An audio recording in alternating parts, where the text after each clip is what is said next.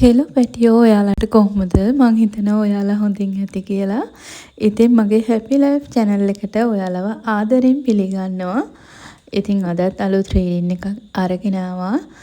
File number දෙකක් දානවා. ඔයා කැමති ෆයිල් එකක් සිලෙක්ට් කරන්න හොඳට කල්පනා කරලා බලලා ෆයිල් එකක් සිලෙක්ට් කරලා ඔයාගේ රීඩින් එක බලන්න.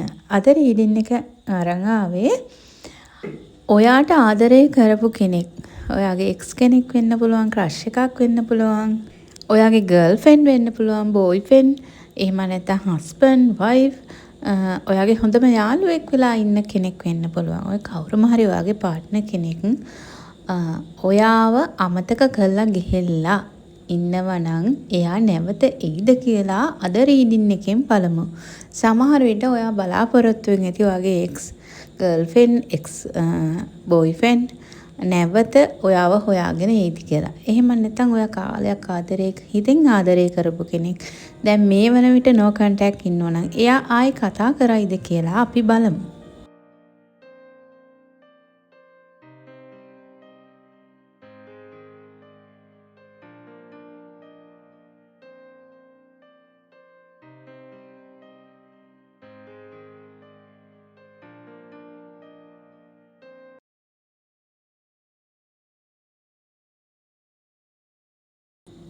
ඉතින් පැටියෝ මං හිතනවා ඔයාලා ෆයිල් එක සිලෙක්ට් කරගන්න ඇති මේ වෙන විට කියලා. File number 1. ඔන්න ඔයා ගැන තමයි මේ කියන්න හදන්නේ. රීඩින් එකෙන් පෙන්නුම් කරනවා ඔයාගේ බෝයිෆ්‍රෙන්ඩ් එහෙම නැත්නම් ගර්ල්ෆ්‍රෙන්ඩ් එක්ස් වෙලා හිටපු කවුරු හරි කෙනා. මේ වන විට එයාගේ හිතේ ලොකු වේදනාවක් තියෙනවා. ඒක ඔයා නැතිවීම සහ ඔයා අහිමිවීම, ඔයා අහිමි කරගත්ත හේතුව, ඒ දේවල් එයා දැන් කල්පනා කරනවා නිතරම. එයාගේ අතීතයේ සමහර තැන්, ඔයත් එක්ක ගෙවපු කාලය, ඔයත් එක්ක ඇවිදපු තැන්, ඔයත් එක්ක සතුටින් හිටපු විදිය, hina වෙවි කතා කරපු විදිය, දවස් තිස්සෙම මැසේජ් කෝල්ස් නිතරම හොයා බලපු දේවල්, අන්න ඒ වගේ ඒ මතකයන් එක්ක එයා ගොඩක් මේ වන විට වද වෙමින් ඉන්නවා කියලා තමයි පෙන්නුම් කරන්නේ. ඒ වගේම එයාට තියෙනවා එයාගේ හිතේ මේ වන විටත් ඔයාගෙන් වෙන්නුන හේතුව තවමත් හිතාගන්න බැරුව. ඒ කියන්නේ සමහර විට වැරැද්දක් නොවී වෙන්නත් පුළුවන්. වැරැද්දක් වෙන්නේ නැතුව එයාගේ හිතේ තිබිච්ච මොකක් හරි අවිශ්වාසයක්, එහෙම නැත්නම් කාගේ හරි කේලමක් අහලා, එහෙම නැත්නම් කවුරු හරි කියපු බොරුවක් විශ්වාස කළා. අන්න එහෙම දෙයක් එයාගේ හිතට තදින්ම දැනෙච්ච නිසා ඔයාට ඒක කියලා ඔයත් එක්ක විසඳගන්නේ නැතුව, ඔයත් එක්ක ඒ දේ කතා කරන්නේ නැතුව එයාම හිතින් හදාගත්ත ප්‍රශ්න ගොඩක් අරගෙන ඔයාගෙන් වෙන් වෙලා ගිහින් තියෙනවා. එතකොට එයාට දැන් මේ වන විට එයා කල්පනා කරනවා ඒ කෙනා කිව්ව දේ ඔයා ගැන ඇත්තද බොරුද, මෙහෙම වෙන්න හේතුව මොකද්ද? අන්න ඒ දේවල් දැන් කල්පනා කරන්න පටන් ගන්න තියෙනවා. නමුත් අර ඒ අවස්ථාවේ ආපු ආවේගෙට එයා හිතුවේ නැහැ මේ තරම් ලොකුවට එයාගේ හිතේ ඔයා ඉන්නවා කියලා. එයා හිතුවේ දැන් ඒ අවස්ථාවේ ඔයා ගැන තිබිච්ච තරහ, ඔයා ගැන ඇති වෙච්ච කේන්තියත් එක්ක එයා ක්ෂණිකව ගත්ත තීරණයත් එක්ක එයා ඔයත් එක්ක සමහර විට කියන්න ඇති මොනවා හරි. එහෙම නැත්නම් නොකියම ඒකට හේතුවක් නැතුව එයා පැත්තකට වෙන්න ඇති. එයා ගොඩක් දුරට කවුරු හරි මොනවා හරි කිව්වොත් ඒක ලොකුවට විශ්වාස කරන්න අරන් තියෙනවා. එහෙම පුද්ගලයෙ තමයි එයා. ඒ වුණාට ඒක ඒ මොහොතේ ඒ ක්ෂණිකව ඒක විශ්වාස කරලා නැති ප්‍රශ්න ඇති කරගෙන පස්සේ නැවත කල්පනා කරනවා මම මොකද්ද මේ දේ කරේ, මෙහෙම ඇයි මට උනේ, මං ඇයි මේ තරම් ඉක්මන් උනේ. අන්න එහෙම පස්සේ තමයි හැම දෙයක්ම හිතන්න පටන් ගන්නේ. නමුත් ඒ වෙන විට ගොඩක් දේවල් ඉක්මන් තීරණය ගැනීම සහ ඉක්මන් කෝපය ඉක්මනට කේන්ති යාම ওই දේවල් වලදී අර හිතන්නේ නැතුව කරන දේවල් තමන් දන්නෙත් නැහැ.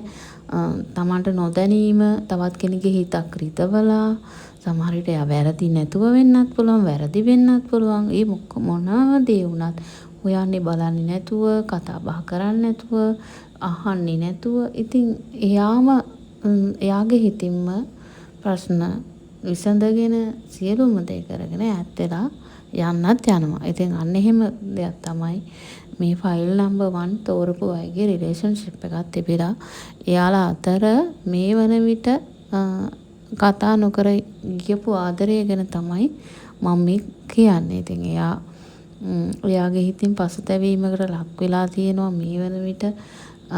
එයා කල්පනා කරන්නේ ඔයාලා දෙන්නගේ අතීතයේ සිදුවීම් ගැන, හිතපු දේවල්, අනාගතේ ප්ලෑන් කරපු දේවල්, අනාගතේ කොච්චර ලස්සනට ඉන්න ඕනිද, කොයි විදිහට ඉන්න ඕනද, මොන ජොබ් එකද කරන්න ඕනි, කොයි විදිහටද ගෙවල් හදන්න ඕනි, කොයි විදිහේ වාහනයක්ද ගන්න ඕනි. ඉතින් ඒ වගේ ලොකු ප්ලෑන් ඔයාලගේ රිලේෂන්ෂිප් එක ඇතුලේ තිබුණා.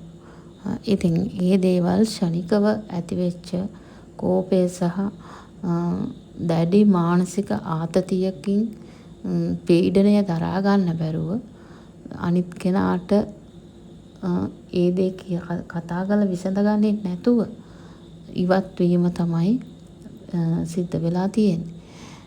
ඉතින් මේ වෙන විට යා හිතන්නේ නැවත හමු වීමකින් ඔයාලා අතර සම්බන්ධයක් කොට නැගිලා ආයි ඒ විදිහටම ඒ කලින් හිටියා වගේ ඉන්න පුළුවන් වේද කියලා එයා හිතනවා. එයා හිතනවා මේ වෙන විට ඔයා වෙනත් කෙනෙක් සමග රිලේෂන්ෂිප් එක පවත්වනවද, එහෙම නැත්නම් විවාහය සඳහා සූදානම් වෙනවද මොනවද කියලා එයාගේ ඔළුවේ ප්‍රශ්න ගොඩාක් මේක දවස්වල කැරකෙමින් තියෙනවා. මොකද හේතුවක් නැතුව සමහර අවස්ථාවල හේතු කාරණා ඔයාට කියන්නේත් නැතුව තමයි ඔයාව නිකරුණේ.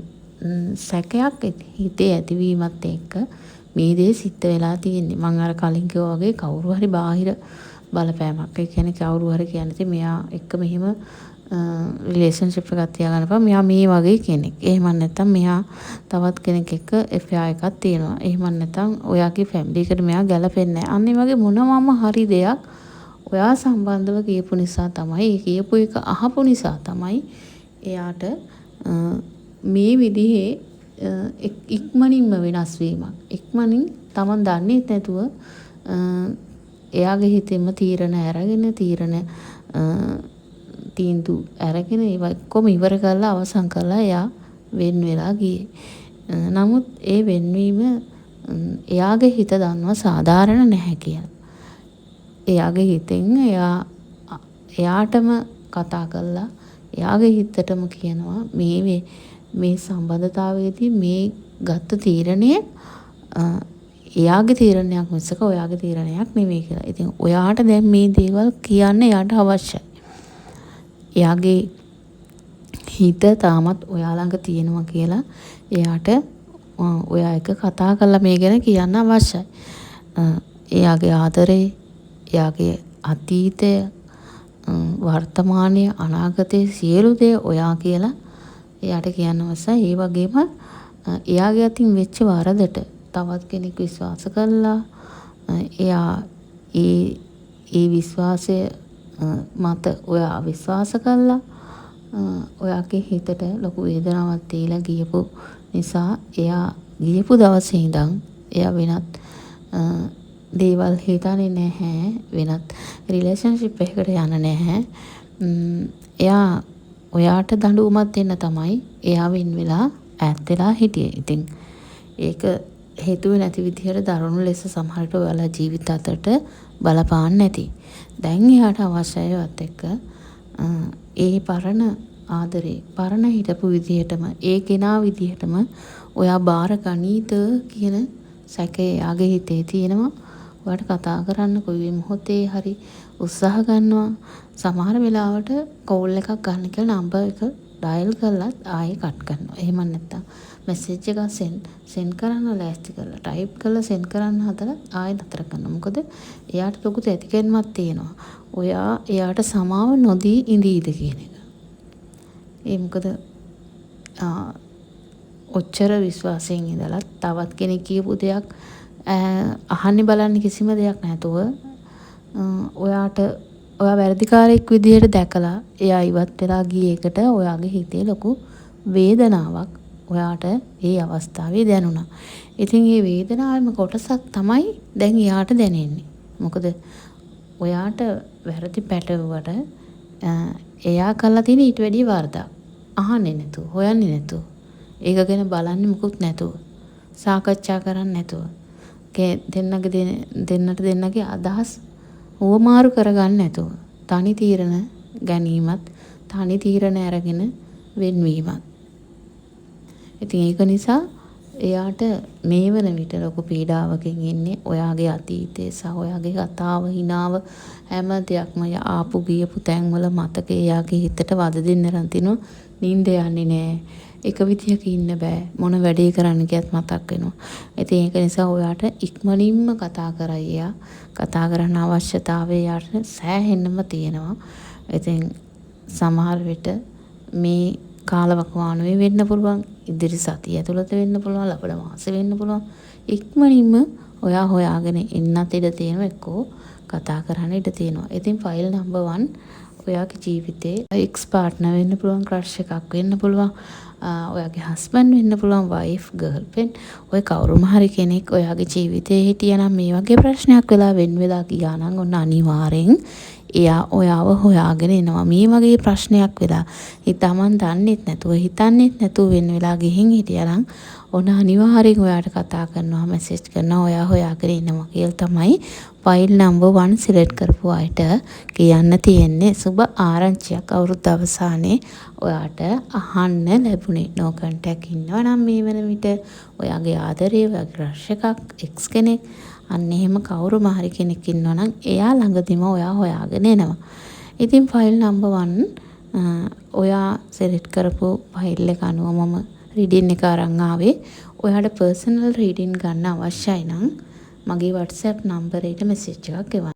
ඒ වගේම රීඩින් එක ඔයාට මැච් වුණා නම් අනිවාර්යෙන් කමෙන්ට් එකක් දාලා ලයික් එකක් දාන්න. එහෙනම් ෆයිල් නම්බර් 1 ඔයාගේ ජීවිතේ බලාපොරොත්තු සර්ව ප්‍රකාරයෙන්ම සාර්ථක වෙන්න කියලා මං හදවතින්ම සුබ ප්‍රාර්ථනා කරනවා.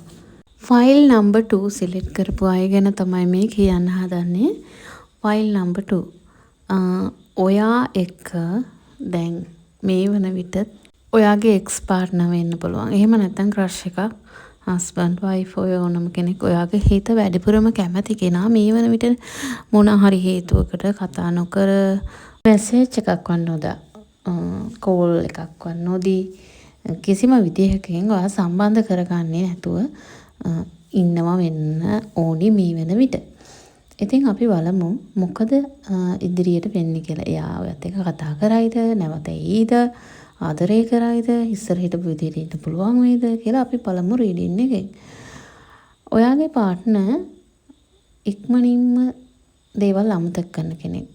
ඒ කියන්නේ සමහර විට මොන හරි ප්‍රශ්නයක් වුණත් ඒකට අක්කාලා අමතක කළා ශනිකව ආයෙ මුකුත් දුන්නේ වගේ ඉන්න පුළුවන් හිතක් තමයි එයාට තියෙන්නේ. හැබැයි එක තැනක මොනවා හරි දෙයක් එයාගේ හිතේ තදින්ම වේදනාවකට ලක් වෙච්ච ප්‍රශ්නයක් තියෙනවා. ඒ ප්‍රශ්නය ඔයා පැත්තෙන් වෙච්ච සිදුවීමක් වෙන්න ඕනි. අනිවාර්යෙන් ඒක ඔයා පැත්තෙන්, ඔයාගේ සමහර විට ඔයාගේ ෆැමිලි එක පැත්තෙන් වෙන්න පුළුවන්. එහෙම නැත්නම් ඔයාගේ තිබිච්ච මොකක් හරි අඩුපාඩුවක්, මොනවා හරි දෙයක් වෙන්න පුළුවන්. ඒක සැරින් සැරේ එයාගේ ඔළුවට ඉත්තු ගන්නනකොට ඔයාලා දෙන්න අතර ප්‍රශ්නයක් ඇති වෙන්න ඇති. ඊට පස්සේ තමයි මේ වගේ කතා නොකර ඉන්න තත්ත්වෙට ඔය දෙන්නපත් උනේ. මං අර කිව්වනේ ඔයාගේ පාර්ට්නර් එයා ඉක්මනින්ම දේවල් අමතක කරන කෙනෙක් කියලා. ඉතින් එයාට ප්‍රශ්නයක් වුණත් ඒක ශනිකව අමතක කරලා ආයෙ මුකුත් උන්නේ නැහැ වගේ ඉන්න පුළුවන් කෙනෙක්. ඒ නිසා ඔයාගේ ආදරේ දියුණත් එයා ගොඩක් උත්සාහ ගන්නවා මේ හැමදේම निराකරණය කරගෙන ඉක්මනින්ම ඔයත් එක්ක හොඳින් ඉන්න. නමුත් ඒකට ඔයාගේ හිතෙන් අහලා බලන්න. ඔයාගේ මොකක් හරි අඩුපාඩුවක් තියෙනවා. ඔයාගේ මොකක් හරි වැරද්දක් තියෙනවා. සමහර විට එයා කතා කරනකොට ඔයා යව ගණන් ගන්නෙ නැහැ. එහෙම නැත්නම් ඔයාව හොයාගෙන එනකොට මෙසේජ් එකක් දැම්මත් ඒ මෙසේජ් එක බලලා එයාට රිප්ලයි යවන්නේ නැහැ. කෝල් එකක් ගත්තත් ඒක සමහර විට කෝල් 10ක් විතර ගත්තට පස්සේ තමයි ඔයා ඒක ආන්සර් කරන්නේ. අන්න ඒ වගේ ඔයාගේ පැත්තේ තියෙනවා ඔයා ටිකක් අර එයාව කියා කරන්නේ වගේ දෙයක්. එයා ගණන් ගන්න නැතුව එයාගේ කෝල්ස් මෙසේජ් එහෙම නැත්නම් එයාගේ ආදරයට දෙන්න ඕනි වටිනාකම දෙන්නේ නැතුව ඔයා ටිකක් එක විදිහකට ඉන්න කෙනෙක්. ටිකක් අර අපි කියන්නේ අපි සාමාන්‍යයෙන් සරලව කිව්වොත් ඔයා ටිකක් අහංකාර කෙනෙක්. ඔයා ටිකක් උඩඟු කෙනෙක්.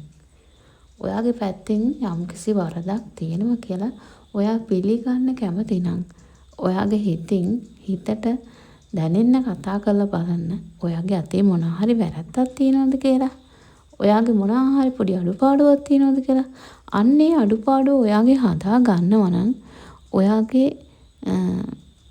එක්ස් පාර්ට්නර් එහෙම නැත්නම් ඔයාගේ බොයිෆ්‍රෙන්ඩ් ක්‍රෂ් එකක් කවුරු හරි ඔයා කැමති කෙනා ගර්ල්ෆ්‍රෙන්ඩ් වෙන්න පුළුවන්. මේක බලන්නේ බොයිෆ්‍රෙන්ඩ් කෙනෙක් නම් ඔයාගේ ගර්ල්ෆ්‍රෙන්ඩ් ගැන තමයි මේ කියන්නේ.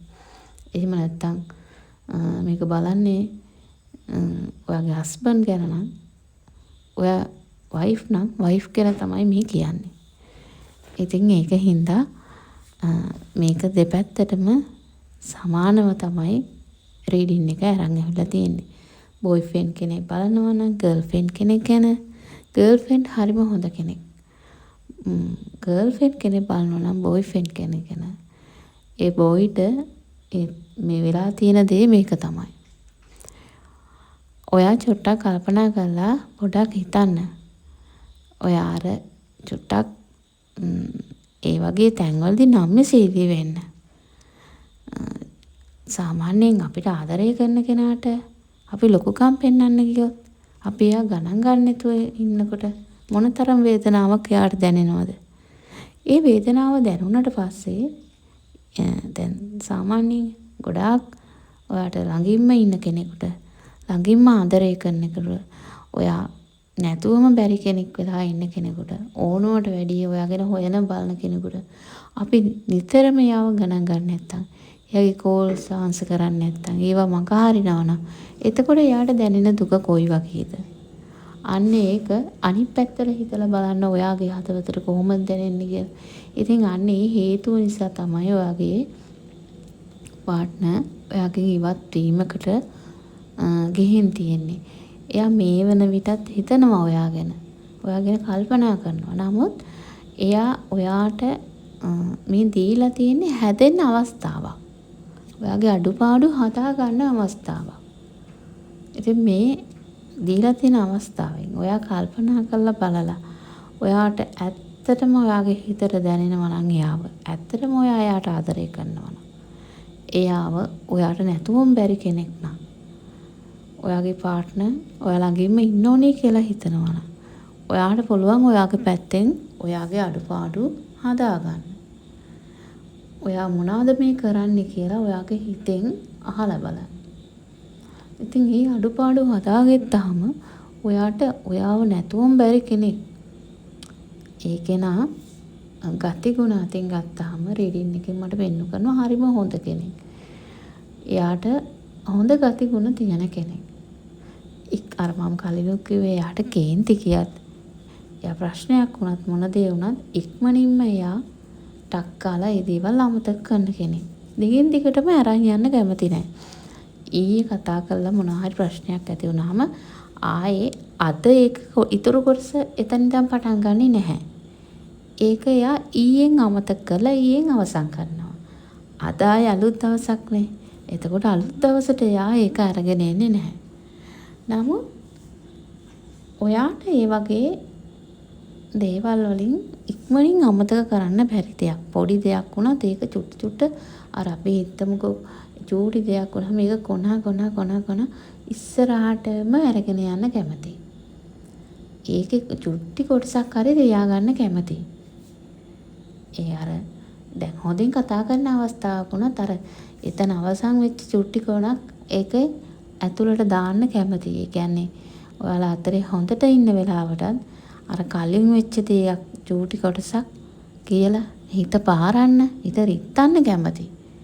එහෙම වෙන්න එපා. ඔයාට හොඳ අවස්ථාවක් ඔයාගේ ජීවිතේ හොඳ පාර්ට්නර් කෙනෙක් ලැබිලා තියෙනවා. ඔයාට ගොඩක් ආදරය කරන ඉවසීම තියෙන කෙනෙක්. ඉවසීම සහ ඔයාව අගයන ඔයාට අවංකවම ඔයා ළඟින් ඉන්න කැමති කෙනෙක්. ඉතින් ඒක නිසා ඒ වගේ කෙනෙක් නැති කරගන්න එපා. ඔයාගේ පැත්තෙන් තියෙන අඩුපාඩුව මොකක්ද කියලා ඔයා හිතලා හදා ගන්න බලන්න. ෆයිල් නම්බර් 2 තෝරපු අයට මේ කිව්වේ ඔයාගේ අතේ ඔයා ළඟ තියෙන ඔයාගේ හිතේ තියෙන වැරදි අඩුපාඩු හදාගෙන ආදරේ ඉස්සරහට අරන් යන්න. ඔයාගේ පාර්ට්නර් කෙනෙක් ළඟින් තියාගන්න නම්, එයාට හිමිතැන දෙන්න නම්, එයාත් එක්ක හොඳින් ඉන්න නම්, ජීවත් වෙන්න නම්, ඉස්සරහට අනාගතේ සැලසුම් කරන්න. ඉතින් ඔයාට පුළුවන් ඔයාගේ පාර්ට්නර්ව නැවත ලං කරගන්න ඔයාගේ අඩුපාඩුව හදාගෙන. ඉතින් ෆයිල් නම්බර් 2 ඔයාට තමයි මේ රීඩින් එක අරගෙන ආවේ. බලන්න ඔයාට මේ රීඩින් එක මැච් වෙනවා නම් ඔයා අතරේ මෙහෙම දෙයක් මේ දවස්වල සිද්ධ වෙලා තියෙනවා නම් අනිවාර්යෙන් මේ රීඩින් එක ඔයාට මැච් වෙන්න ඇති. අනිවාර්යෙන් කමෙන්ට් එකක් දාන්න, ලයික් එකක් තියන්න. ඔයාට පර්සනල් රීඩින් එකක් මේ සම්බන්ධව ගන්න ඕන නම් මගේ WhatsApp නම්බරයට මැසේජ් එකක් දාන්න 076 33 10 745ට. ඉතින් ෆයිල් නම්බර් 2 මම හිතනවා ඔයාගේ ප්‍රශ්නේ තේරුම් අරගෙන ඔයාගේ ජීවිතේ ඉස්සරහට තියෙන හැම දෙයක්ම සාර්ථක කරගෙන සතුටින් ඉන්න ලැබෙන්න කියලා මං හදවතින්ම ප්‍රාර්ථනා කරනවා. එහෙනම් අදට රීඩින් එකෙන් මම ගිහින් එන්නම්. නැවත අපි අලුත් රීඩින් එකකින් හම්බ වෙමු. ඔයාට ජීවිතේ හැම දෙයක්ම සර්ව ප්‍රකාරයෙන්ම සාර්ථක වෙන්න මේ විශ්වයේ තියෙන හැම ආශිර්වාදයක්ම ඔබට ලැබෙන්න කියලා මං හදවතින්ම සුබ ප්‍රාර්ථනා කරනවා.